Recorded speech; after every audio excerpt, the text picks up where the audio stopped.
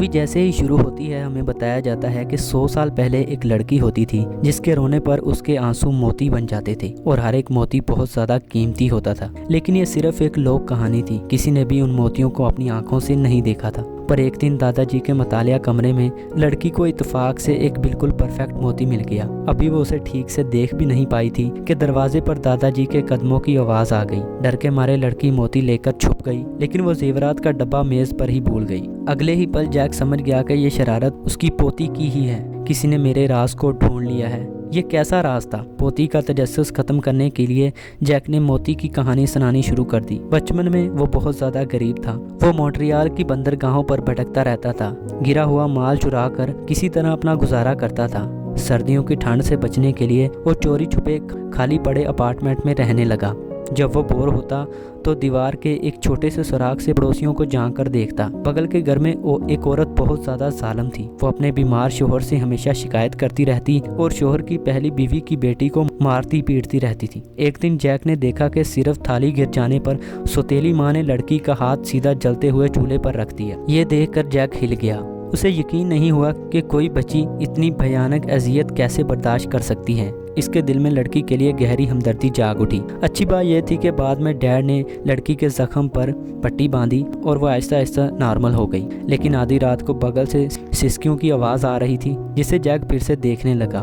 उसने देखा कि लड़की नींद में रो रही थी और एक दुख भरा आंसू गिरा। अगले ही पल नाकाबिले यकीन वाकया पेश आया। वो आंसू एक मोती में बदल गया और जमीन पर गिरते ही खनखने की आवाज आई। जैक को अपनी आंखों पर यकीन नहीं हुआ। सुबह होने से पहले लड़की ने शर्मिंदगी में मोती को झाड़ू से समेटा और दीवार के दरार में डाल दिया। गिरने की आवाज के सहारे जैक ने लकड़ी का एक टुकड़ा निकाला और वाकई उसे लड़की के 2 मोती मिल गए। वो दोनों दूध जैसे सफेद और बेदाग थे। जैक उन्हें देखकर इतना प्रभावित हुआ कि उसने एक मोती को चखा और उसे आंसू का जायका महसूस हुआ। मोती की कीमत जानने के बाद वो पास ही एक गिरवी की दुकान पर गया। पहले जब भी उसे कोई भी कीमती चीज मिलती थी वो यहाँ आकर उसे चंद सिक्कों में बेच दिया करता था। लेकिन इस बार जैसे ही उसने मोती निकाला, दुकानदार दंग रह गया। उसने इतना उम्दा मोती कभी नहीं देखा था और उसे शक हुआ कि जैक ने यह चोरी किया होगा। जैक ने पड़ोसी की लड़की की कहानी सुना दी और सबूत के तौर पर दूसरा मोती भी निकाल दिया। दुकानदार की आंखें चमक उठी। एक जैसे 2 परफेक्ट मोती हैं, वो भी बेहद नायाब। वो बगैर पैसे दिए जैक को भगा देता है और फौरन एक जौहरी के पास पहुंचता है। जांच के बाद जौहरी ने पाया कि ये मोती बेहद नायाब हैं, हजारों में एक, लेकिन इनका वजन किसी भी जानी पहचानी किस्म के मोती से मेल नहीं खाता। पूछगछ करने पर दुकानदार ने आंसुओं वाली कहानी सुना दी। उसे लगा जौहरी यकीन नहीं करेगा, लेकिन जौहरी संजीदा हो गया। उसने एक बेशकीमती ग्रंथ निकाला जिसमें आदम और हवा की कहानी थी। कहा जाता है कि हवा के आंसू मोती बन जाते थे और यह दुख के मोती अनमोल होते थे। हालांकि यह सिर्फ एक कहानी थी, पर मजहबी जौहरी ने